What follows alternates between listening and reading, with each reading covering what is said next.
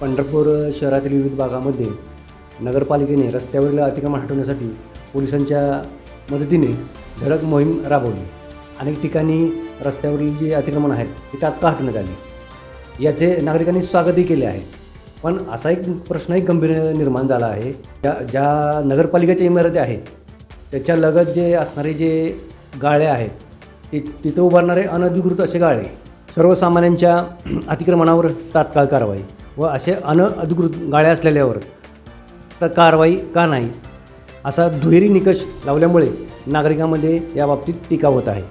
अशा अनधिकृत गाळे असतील व इमारतीलगतचे अतिक्रमण असेल, याबाबतीत पंढरपूर नगर परिषदेचे मुख्याधिकारी व प्रशासन काय कारवाई करणार याकडे सर्व पंढरपूर नगरवासियांचे लक्ष आहे.